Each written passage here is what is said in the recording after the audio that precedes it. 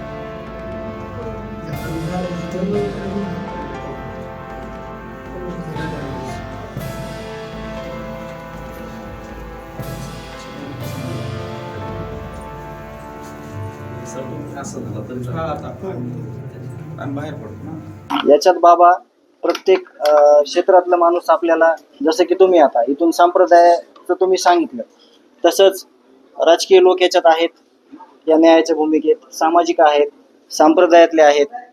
तर ते जर कुठं न्यायाच्या भूमिकेत असले आणि त्यांना जर कोणी जातीवादी म्हणत असेल तर तो एक विषय चांगला गांभीर्यानं लक्षात घ्या. पहिल्या दिवसापासून आत्तापर्यंत विविध लोकप्रतिनिधी आहेत, जिल्ह्यातलेच नव्हे तर जिल्ह्याच्या बाहेरचे, अख्ख्या महाराष्ट्रातले सगळे लोकप्रतिनिधी, तुमची पोलीस यंत्रणा सगळी या न्यायाच्या भूमिकेत आहे आणि न्याय मागत आहे. तर त्याच्यामध्ये त्या लोकप्रतिनिधीला जर जातीवादी म्हणण्यात आलं तर मग न्यायाच्या दिशेने येणारे ते लोक परत येतील का न्यायाच्या भूमिकेत? नाहीत येणार.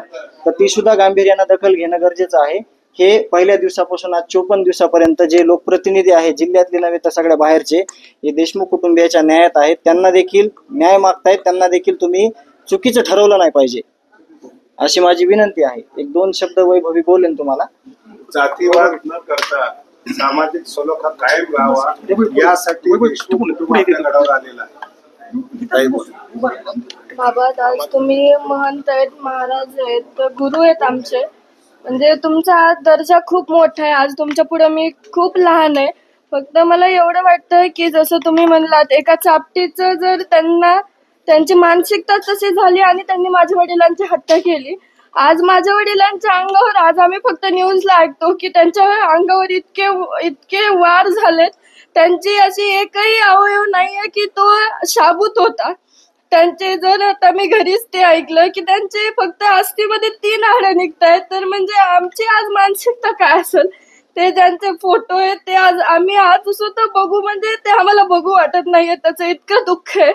फक्त म्हणजे मला एवढं वाटतं की जे तुम्ही आमचे जे विचार होते किंवा माझ्या वडिलांची हत्या कशी झाली, त्याचं मागचं कारण काय, ती घटना कशी, जशी मगाशी तुम्हाला चाचाने सांगितली, तेवढंच तुम्ही आमचं म्हणजे एकदा ऐकून घेतलं पाहिजे होतं आणि नंतर तुमचं जे वक्तव्य ते करायचं. काहीही बोललेलो नाही, मी तुमच्या पाठीमागं आहे. हा जो समाजातला प्रकार आहे, वाईट लोकांनी केलेले काम आहे.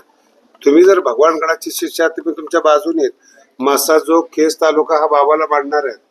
अनेक वेळा दौरे झालेले म्हणून कदाचित माझ्या बोलण्याचा गैरसमज झाला असेल. तुम्ही मला गुन्हेगाराचं जे काही गुन्हे दाखवलेले ते आणून दिलेलं आहे. मी गुन्हेगाराच्या पाठीमागं नाही, फक्त इतर लोकांनी त्याचा अर्थ चुकीचा केलेला आहे. बाबा, आम्हाला पण तेच वाटतं की जे ही वृत्ती आहे जी गुन्हेगारीची आहे, त्याच्यामुळे आज माझ्या वडिलांची हत्या झाली आहे. फक्त ती जी वृत्ती आहे ती आपल्याला बाजूला काढायची. आणि आमचं म्हणणं हे आहे की आरोपींचं ज्यांना समर्थन करायचं त्यांनी निश्चित करा. आम्ही त्यांच्या बाबत काही बोलत नाहीत, पण याच्यामध्ये कुठं जातीवाद आणतायत आणि ज्यांना आरोपीची पाठराखण करायची तेच जातीवाद काढतायत. माझ्या वडिलांनी, जसं मला समजतंय तसं माझ्या वडिलांनी कोणताच जातीवाद केला नाहीये.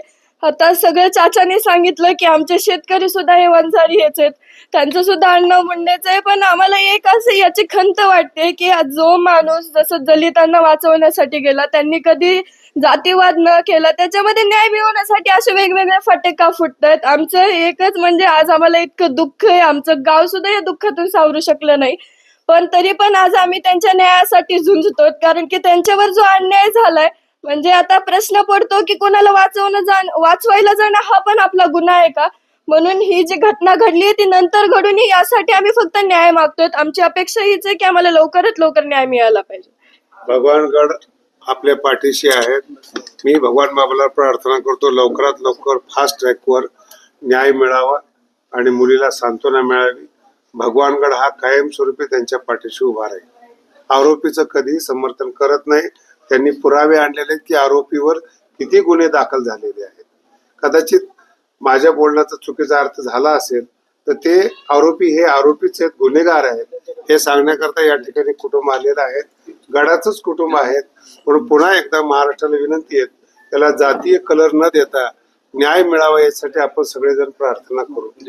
भगवान बाबा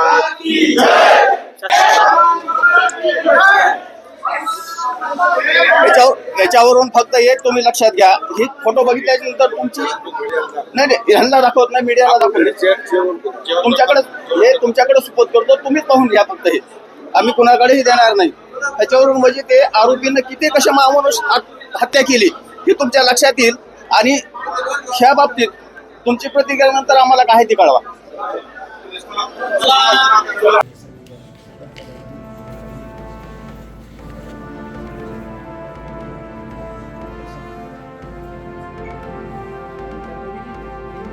Hindi, nain sa bumagir.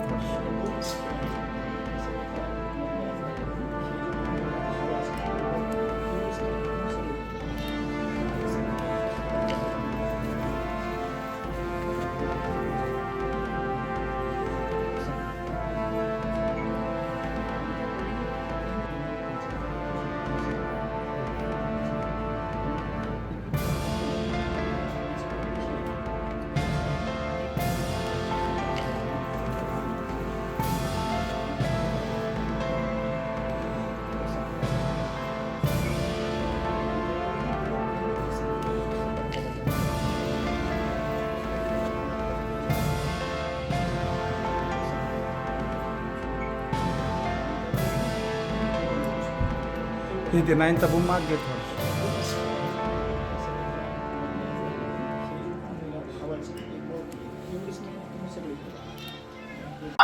भगवानगडाला मानणार ऐका, भगवानगडाला मानणारं कुटुंब आहे. यापूर्वी ते भगवानगडावर येत होते. त्यांचे अनेक वेळाचे फोटो त्यांनी मला दाखवले आणि जे आरोपी आहेत त्यांची पार्श्वभूमी असणारे पुरावे त्यांनी या ठिकाणी दिलेले आहेत. ते अजूनही ते सांगतायत. पण याच्यामध्ये धनंजय यांचं म्हणणं असं आहे की याला जातीवाद न देता जे कोणी आरोपीची बाजू घेणारे ते खरे जातीवादी आहेत. आम्ही अजून काही बोलायचं असलं तर अजून 2 शब्द ते बोलतील. भगवानगड हा कायमस्वरूपी संतोष देशमुखच्या आणि धनंजयच्या पाठीमागा आहे आणि सदैव राहील. त्यांनी हे सांगितलेलं की आम्ही गडाला मानणारे गडाचे शिष्य आहोत. अनेक वेळा गडावर येऊन गेलेलो आहोत. फक्त आज आरोपी जे आहेत त्यांची खरी पार्श्वभूमी काय आहे, त्यांच्यावर किती गुन्हे आहेत हे दाखवण्यासाठी त्यांनी आरोपीचं गुन्हेगाराचं प्रमाण या ठिकाणी आणलेलं आहे. आणि संतोष अण्णांनी किती चांगलं काम केलेलं आहे, त्यांच्या ग्रामपंचायतीला किती पुरस्कार आहेत त्यांचं त्यांनी सर्टिफिकेट या ठिकाणी आणलेलं आहे. भगवानगड हा त्यांच्या पाठीमागं आहे. ते मूळचे बाबाचेच आहेत, ते मला आज कळालेलं आहे. बाबाला मानणार आहेत आणि त्यांची जी जमीन आहे ती 3 पिढ्यापासून वंजारी कुटुंब करते. म्हणून जातीवाद न करता खऱ्या आरोपीला शिक्षा व्हावी हे या भगवानगडाच्या गादीवर माझं सांगणं आहे. याच्या अतिरिक्त जे काही आहे आम्ही बसून बोलू आणि त्यांना 2 घास खाऊ घालू, भगवान बाबाचा प्रसाद खाऊ घालू, जेणेकरून त्यांच्या आत्म्याला शांती मिळेल, मुलीला शांती मिळेल. तोपर्यंत आपण सगळ्यांनी लांब राहावं एवढंच माझं म्हणणं आहे. जर काही विचारायचं असेल तर धनंजय या ठिकाणी त्यांना बोलू द्या.